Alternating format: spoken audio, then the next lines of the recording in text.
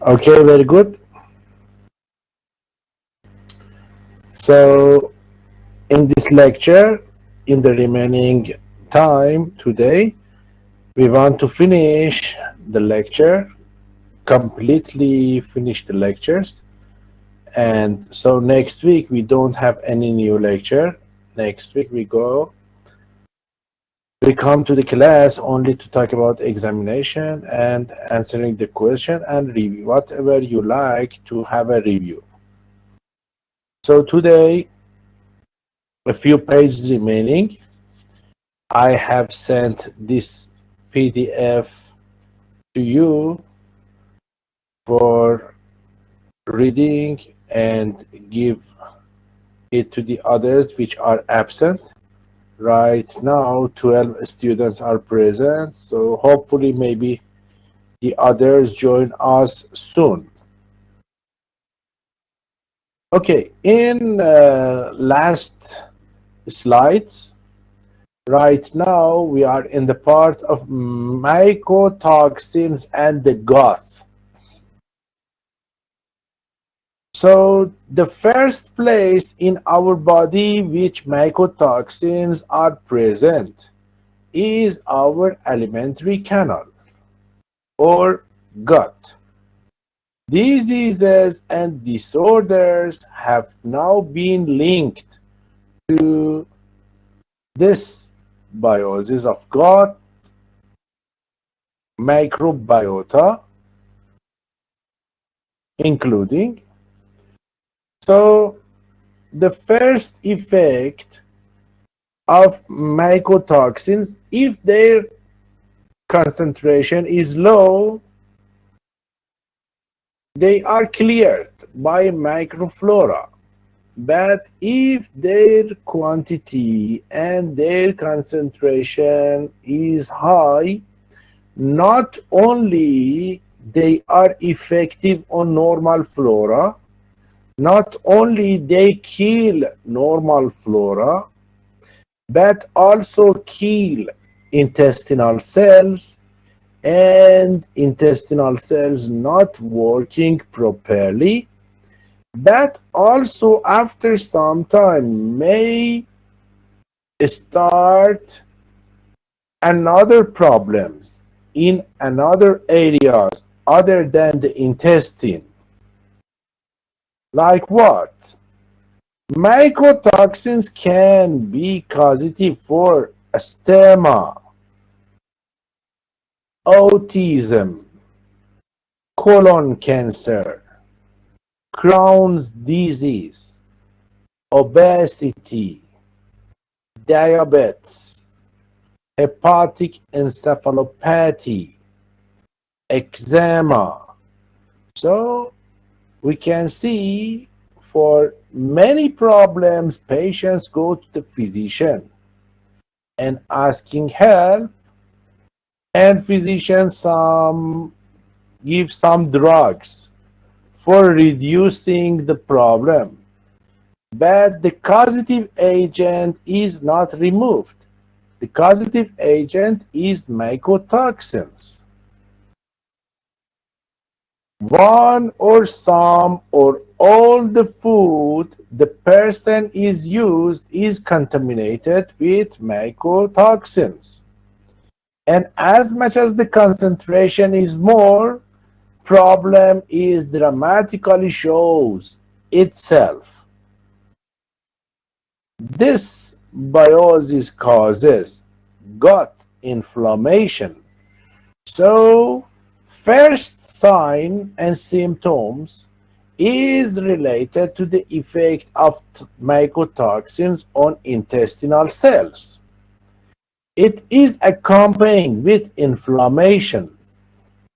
It is accompanied with inflammation of cells of the lumen of intestine, which initiate mucosal immune responses resulting in intestinal permeability.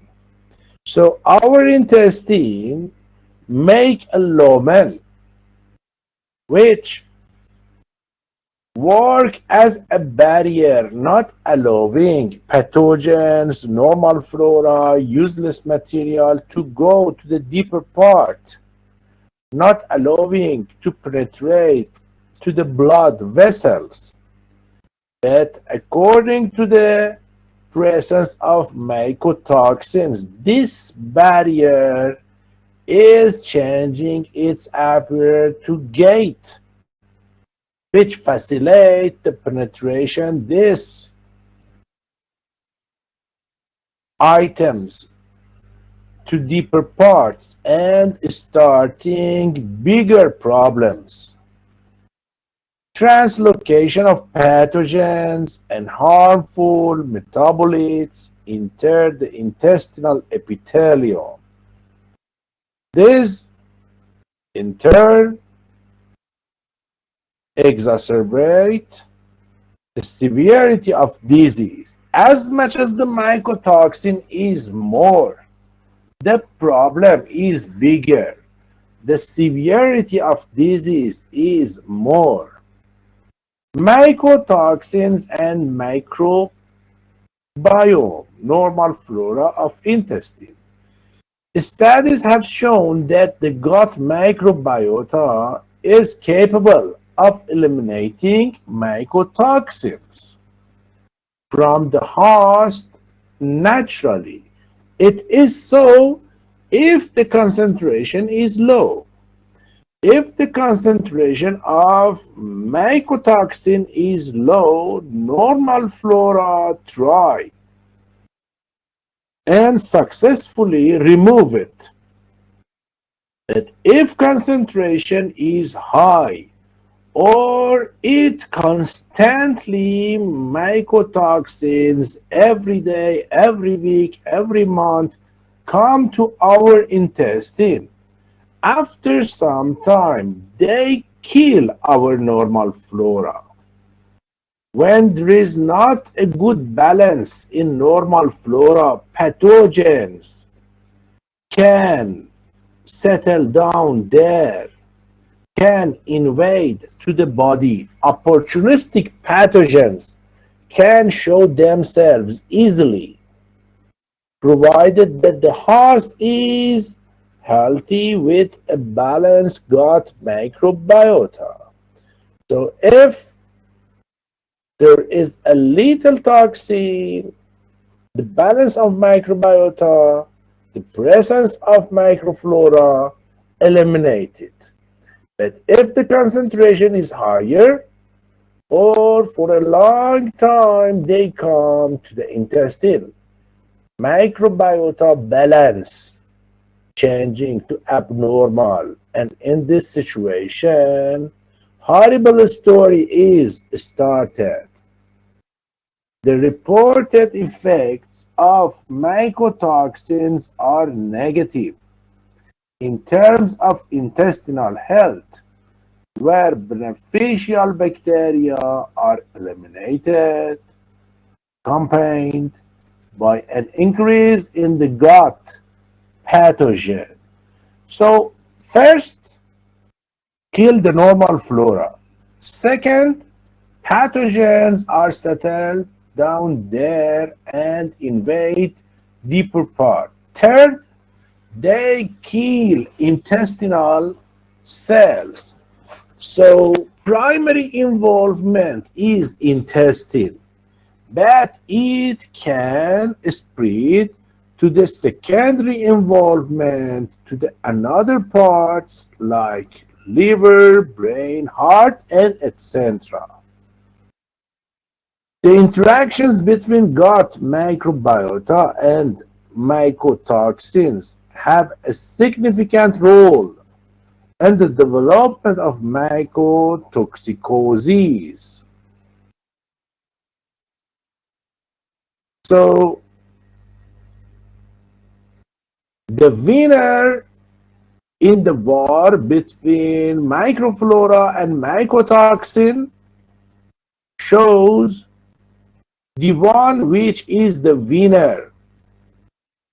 Write the story of the patient. If microflora is the winner, So problem is finished. If mycotoxin is the winner, so problems dramatically will be bigger and bigger, and maybe it leads to the death of the person.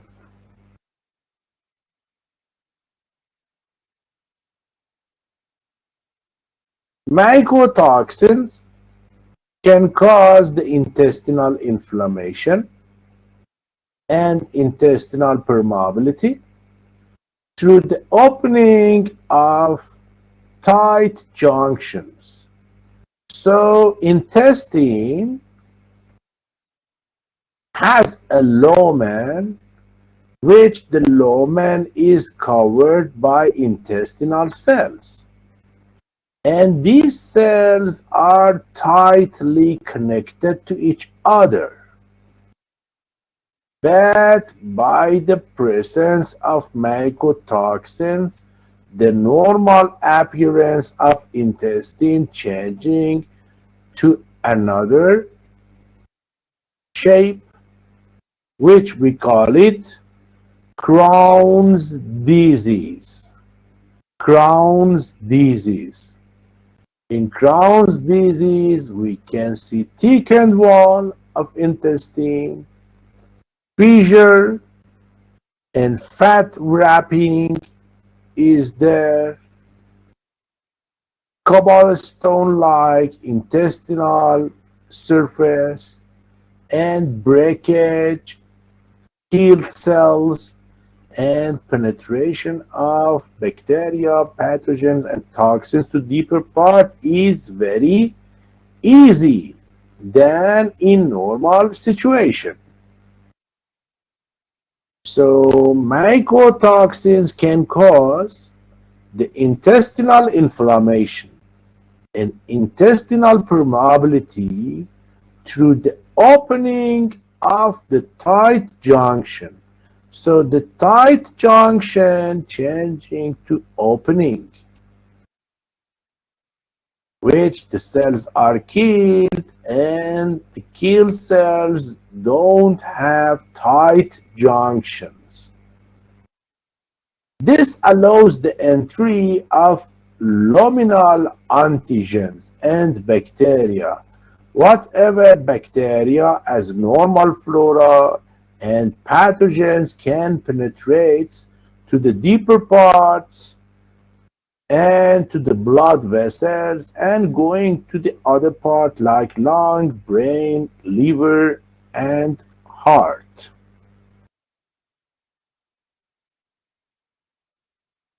So this allows the entry of luminal antigens and bacteria that are normally restricted to the gut lumen by intestinal barrier function.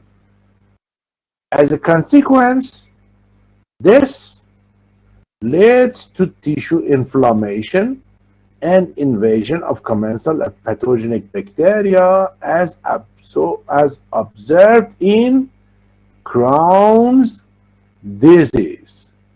Crohn's disease is a type of inflammatory bowel disease, IBD. It causes inflammation of digestive tract, which can lead to abdominal pain, severe diarrhea, fatigue, weight loss, malnutrition, inflammation caused by Crohn's disease. Can involve different areas of the digestive tract and different people. So you can see sometimes some problems like abdominal pain and diarrhea and so on is happening, and physician trying to find the pathogenic microbe.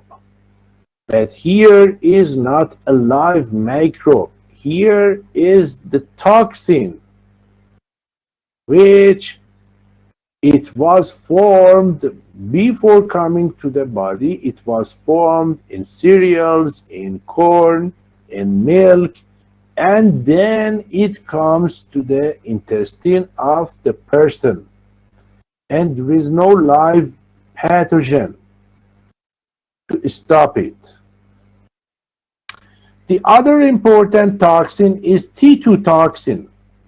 T2 toxin, which it can cause toxicosis due to consumption of contaminated food. For example, in China, ingestion of moldy rice. Sometimes you buy rice and you smell it.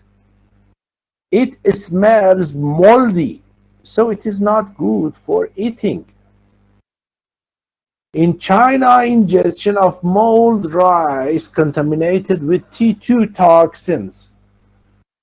65% of patients developed food poisoning symptoms, including chills, fever, nausea, abdominal distension, dizziness, vomiting, thoracic stiffness, abdominal pain, and diarrhea.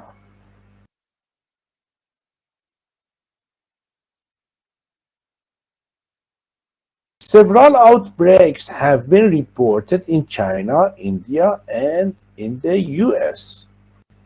So sometimes when we look to the epidemiology image in the world, or we can see the epidemiology of different diseases in the world, some parts of the world are white, but some white don't indicate there is no problem. It indicates there is no report. So when one government, when one country don't give their data to WHO and scientific organization, the figure is white, but it is not correctly to be supposed that there is no problem. There are many problems, but there is no report.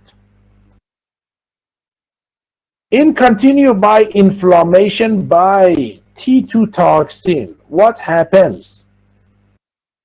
It can lead to cancer, cardiovascular disease, Alzheimer's disease, diabetes, arthritis, autoimmune disease, neurological disease, and pulmonary problems.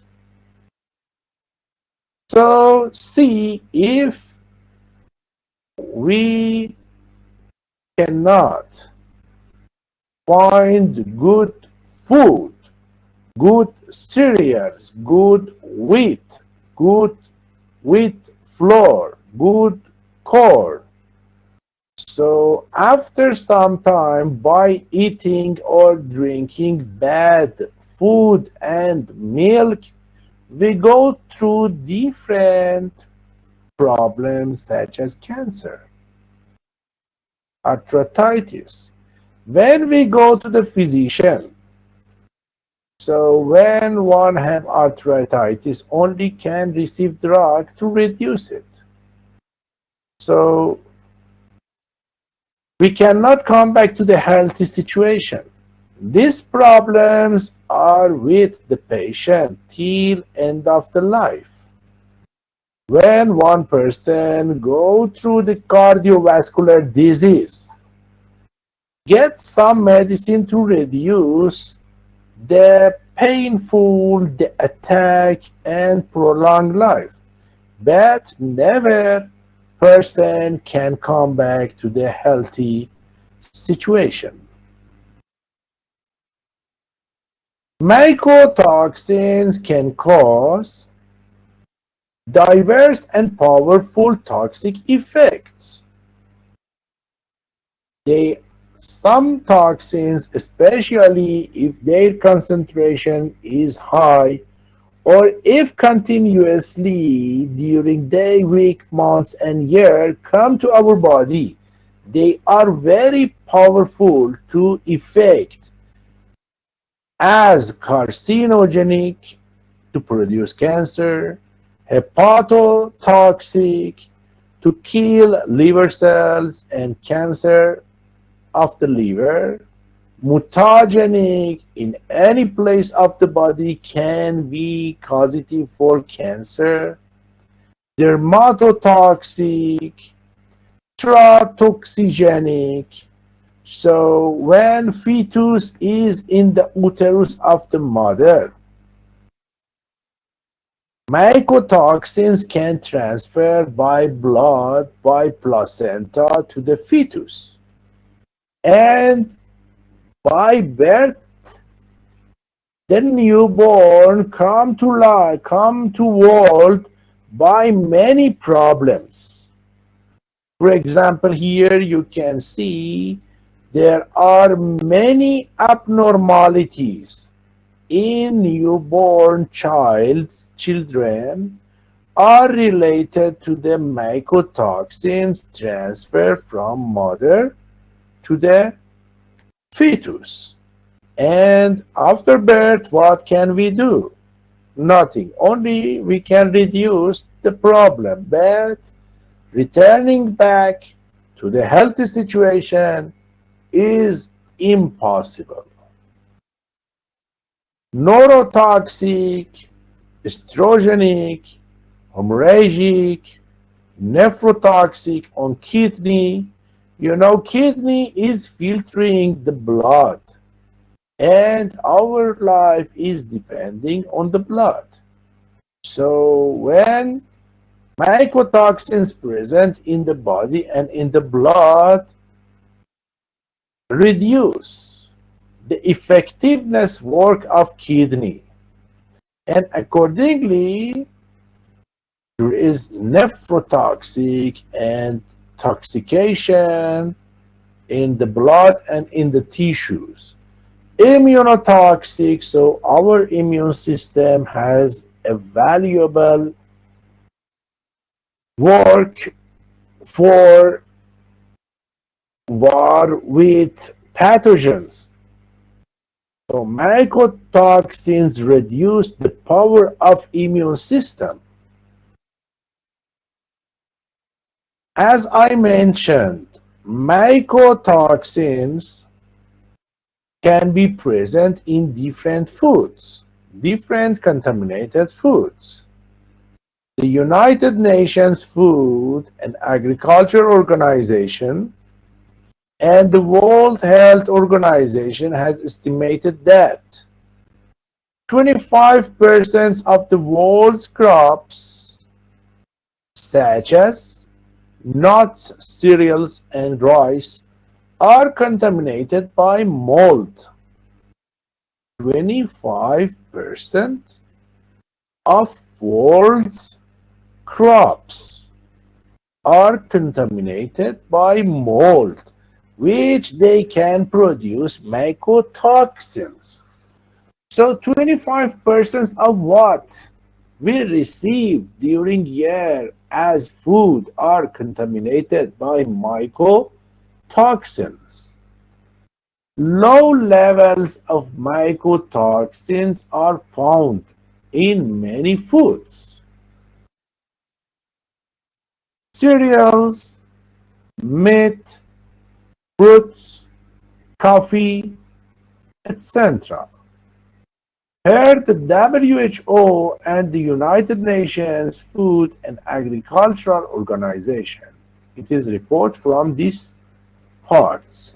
For that reason, mycotoxins can be found in the urine, in PPB, in healthy people. So if all the things are all right, you cannot find any person which mycotoxin is not present in their body and not filtered by kidney. and not to be found in the urine. So all people have mycotoxin present in their urine. But the important matter is that how much. If the foods are full of mycotoxins, the person go to the different problems. If the mycotoxins are very low, it is filtered by kidney and they are cleaning by normal flora in the intestine.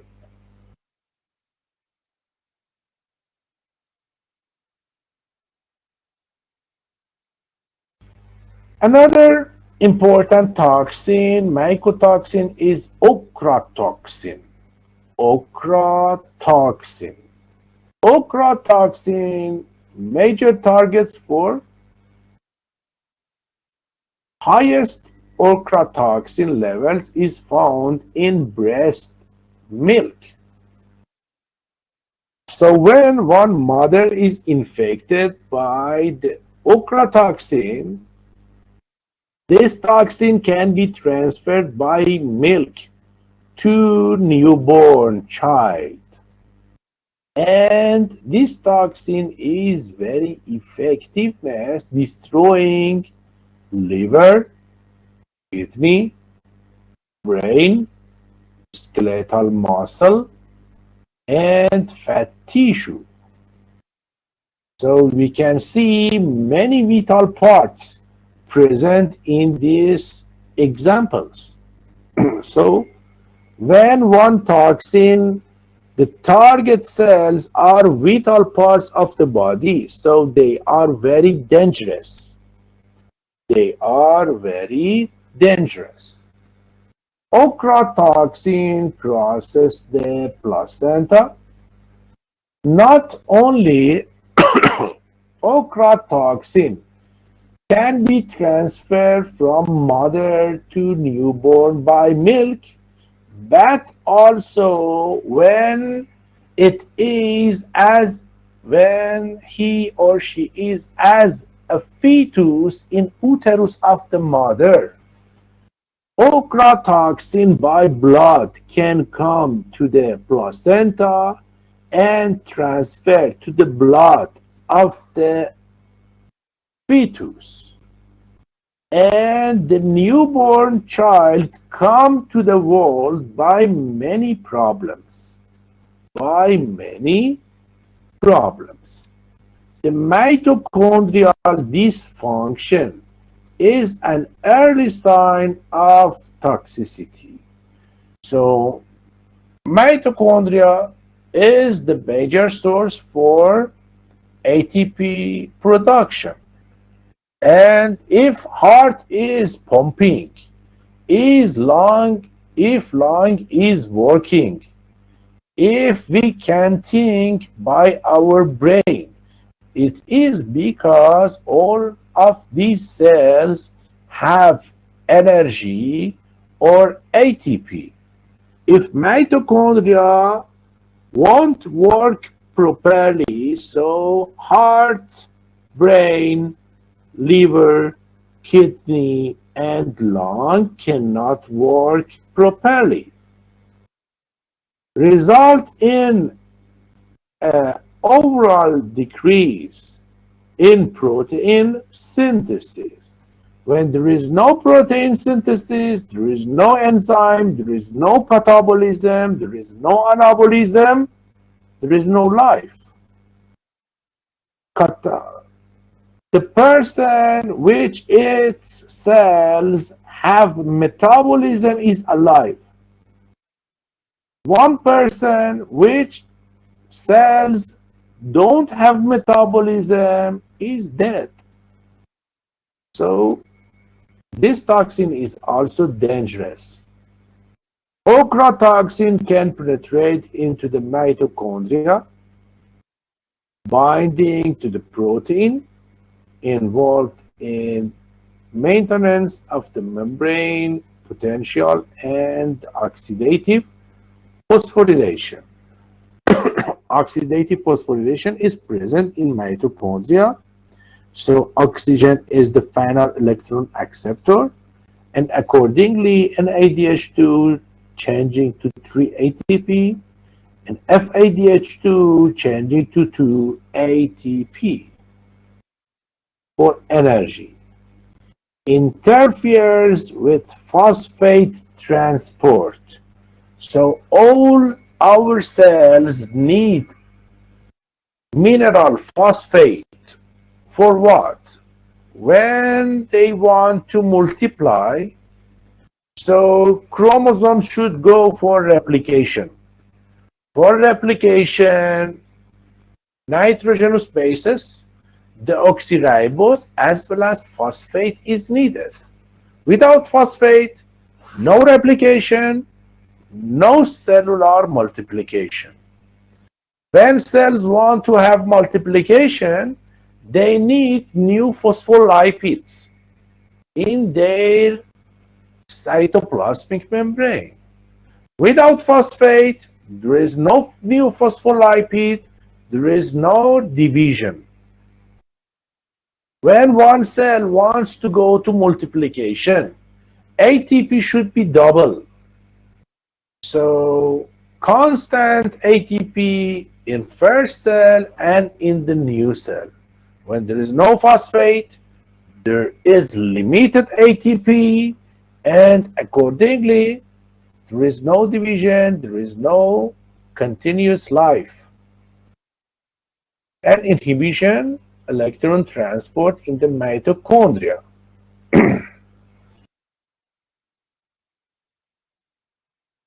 Ochratoxin is absorbed from the stomach and jejunum.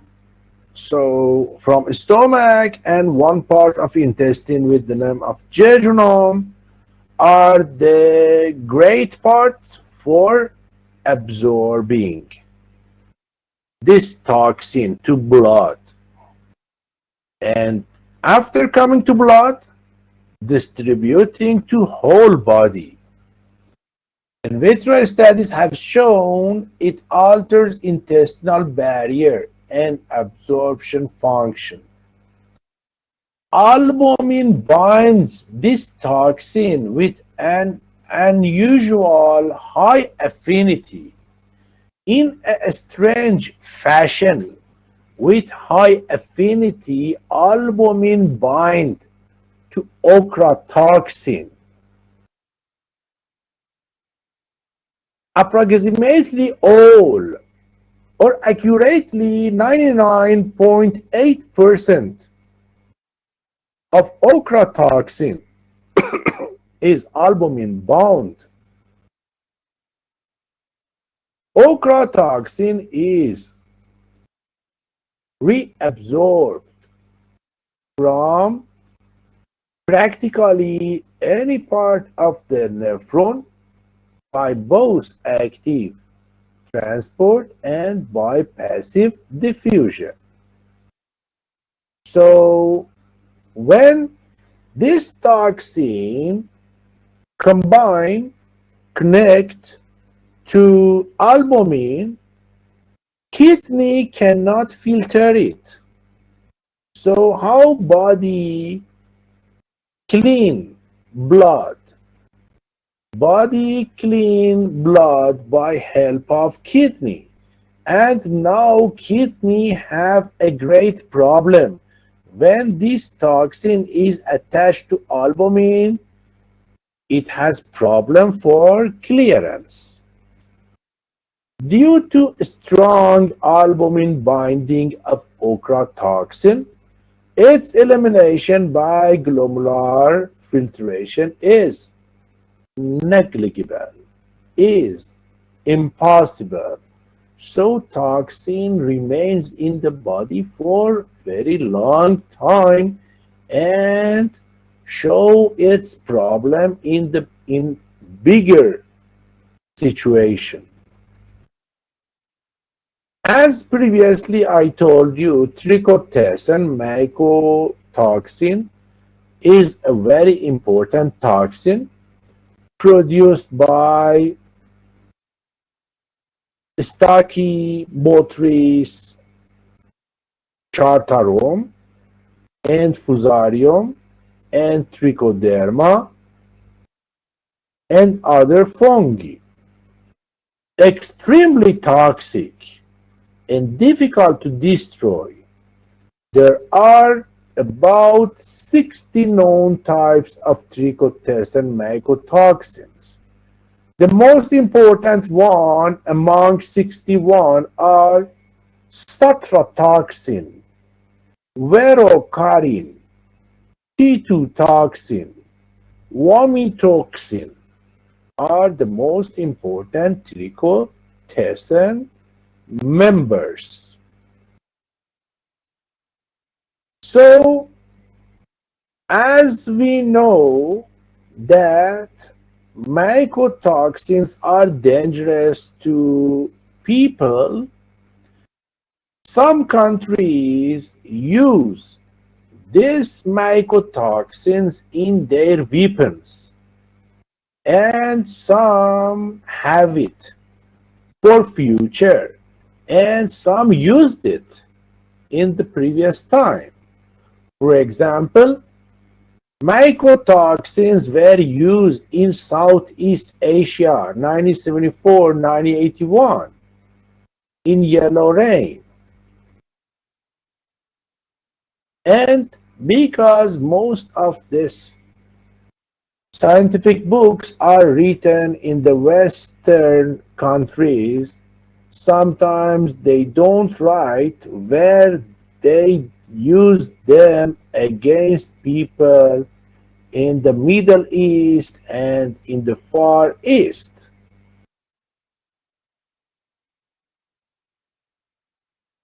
So our National Guard should know how to protect troops and people. If we don't like to have these weapons, but we should know how to defend us against these weapons. Okay?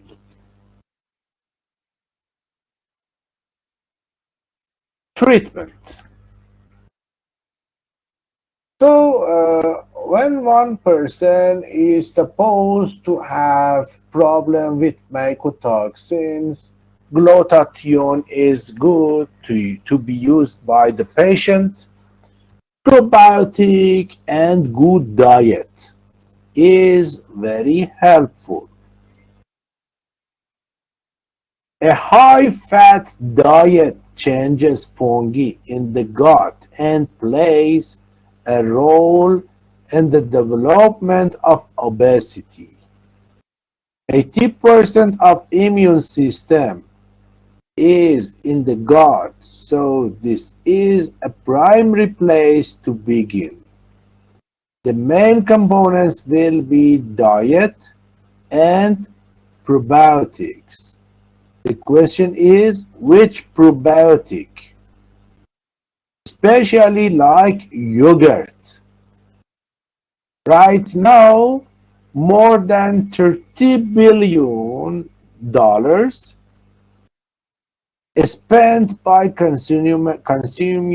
consumers annually to buy yogurt because they know it is not only a good food coming from milk, but also it is a probiotic which make good balance in normal flora in the intestine and can be stand against pathogens as well as mycotoxins.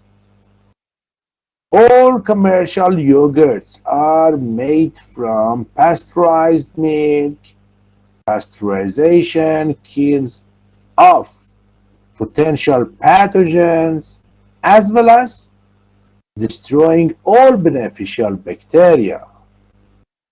Yogurt is also pasteurized after it has been allowed to ferment, and bacteria are added back to the product after this last step.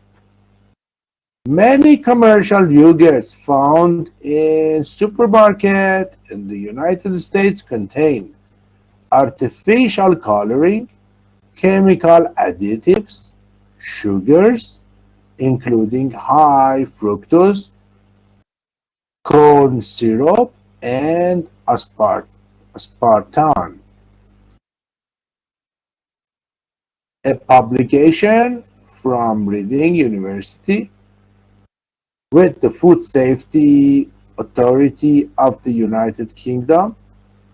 In essence, the FDA in England showed that less than 10% of usual commercial strains of lactobacilli and bifidobacterium and probiotics are able to get the clone.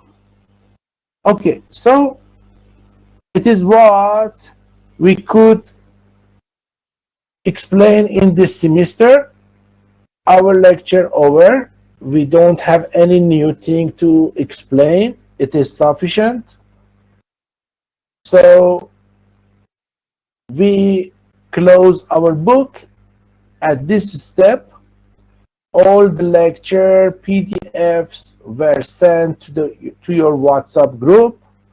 So next Monday at the time of the class, we will join the class.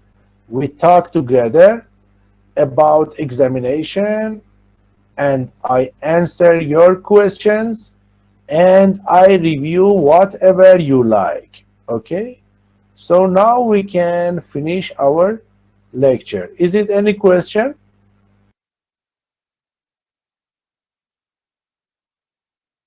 Do you have any question?